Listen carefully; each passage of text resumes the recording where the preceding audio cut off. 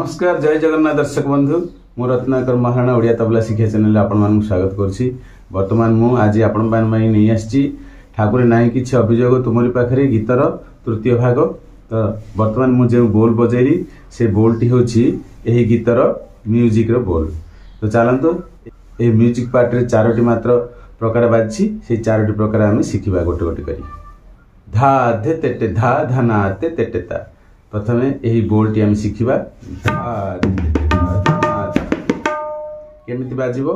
धा दुई हस्तर मिश्रण रे धा करिवे, बाम हस्त रे डुगी को घसीबे एवं दक्षिण हस्तर तर्जनी अंगुल रे तबलार कानी रे दुई हस्तर संयोग रे धा। तापर धे दुई हस्तर संयोग रे दक्षिण हस्तर मध्यम अंगुली तबलार किरण मध्य भाग रे बंद भाव रे आघात करिवे एवं बाम हस्तर मध्यम अंगुली डुगी रे धे। धा हेइतला वर्तमान धे कले धा धे।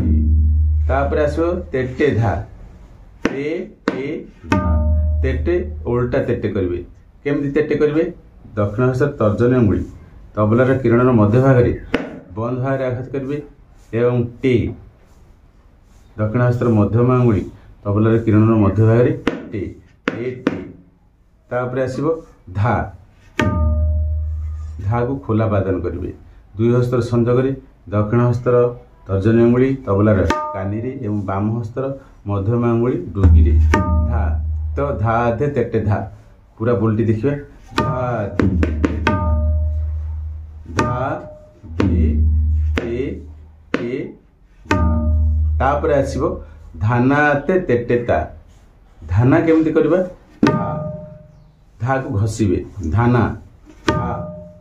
दुई हस्तर संयोग रे धा करिवे, बाम हस्तर मध्यम अंगुली डुगी रे घसीबे एमती। दक्षिण हस्तर तर्जनी अंगुली तबलार कानी रे दुई हस्तर मिश्रण रे धा।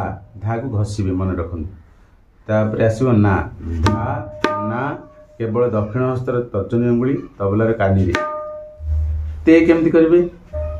ते करिवे दुई हस्तर संयोग रे केमिति दक्षिण हस्तर मध्यम अंगुली तबलार किरण मध्य भाग रे ते एवं बाम हस्तर पूरा पापुली डुगी रे के दुई हस्तर मिश्रण रे ते करिवे। धाना ते पूरा बोलटी देखिए। धाना ते। तापर आसो तेटे ता। तेटे ता केमति करिवे। उल्टा करिवे तेटे दक्षिण हस्तर तर्जनी अंगुली तबलार किरण मध्य भाग रे ते एवं दक्षिण हस्तर मध्यम अंगुली तबलार किरण मध्य भाग रे ते एवं दक्षिण हस्तर तर्जनी अंगुली तबलार कानी रे ता ते ते ता। तो पूरा संपूर्ण बोलटी देखिबा। धा धे तेटे धा धाना ते तेटे ता।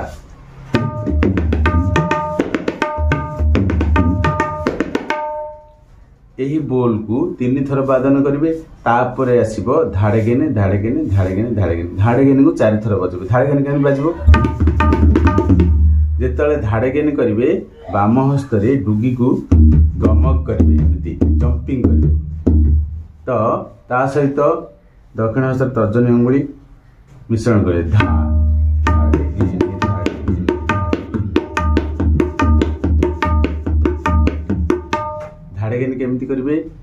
धा खोला वादन करिवे। रे दक्षिण हस्तर मध्यम अंगुली रे रे गे करिवे। बाम हस्तर मध्यम अंगुली रे डुगी रे खोला भाव रे आघात करिवे। धाड़े गे ने ने करिवे। ए दक्षिण हस्तर अनामिका अंगुली तबलार किरण उपरे ने एमती धाड़े गे ने धाड़े गे ने। तो चलंतु पूरा संपूर्ण बोलटी देखिबा। धा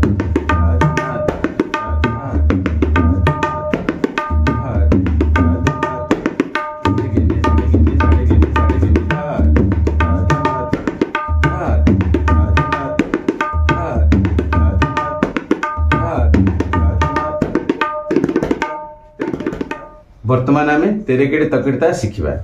तेरे केटे तकिड़ता एमिति बाजिछि आको आमे एक्सप्लेन करबा। तेरे केटे तकिड़ता। तेरे केटे केमति बाजबो। दक्षिण हस्तर ए तीनोटी अंगुली रे तबलार किरण मध्य भाग रे ते एवं दक्षिण हस्तर तर्जनी अंगुली रे तबलार किरण मध्य भाग रे बाम हस्तर पापुली रे डुगी रे के एवं दक्षिण हस्तर ये तीनोटी अंगुली रे टे टे रे के टे तापर आसिला तकिट ता त केमती करिवे दक्षिण हस्तर तर्जनी अंगुली तबलार किरण मध्य भाग रे बंद भाव में आघात करिवे त बाम हस्तर पापुली रे डुगी रे की ट दक्षिण हस्तर ये तीनोटी अंगुली ट तबलार किरणर मध्य भाग रे ता केमती करिवे दक्षिण हस्तर तर्जनी अंगुली तबलार कानी रे ता करिवे तो पूरा बोलटी देखिबा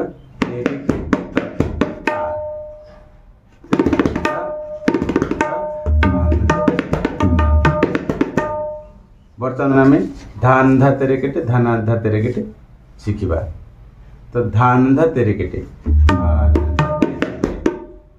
केमती बाजिबो धा दुई हस्तर संजोग खोला भाव में आघात करेंगे धा न धा केमती बाजिबो न बाजिबो दक्षिण हस्तर अनामिका अंगुली रे तबलार किरणर अग्रभाग करे धा न धा द्वितीय धा को कौन करेंगे टिके बंद भाव में आघात करेंगे एमती चिपिकी धा प्रथम धा खोला तापरे न तापरे द्वितीय धाटा बंद भाव में आघात करेंगे धा तापरे तेरे केटे तो आप जानते तथापि कह दे ते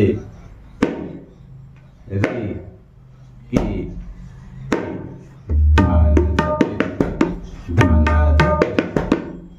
तो धानाधा केन्द्र जो धानाधा एथिरे मध्य द्वितीय धा को बंद भाव में आघात करी आसो तेरे केटे ए रे के तो चलतु संपूर्ण बोलटी देखा म्यूजिक रे बाजी चारोटी पैटर्न बर्तमान संपूर्ण वादन कर शुणु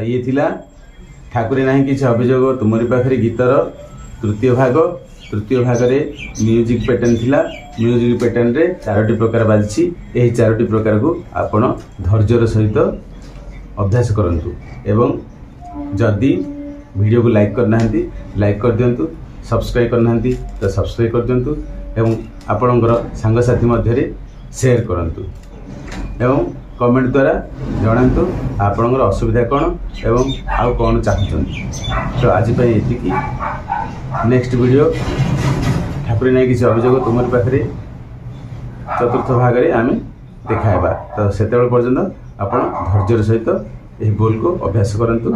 रहुची जय जगन्नाथ।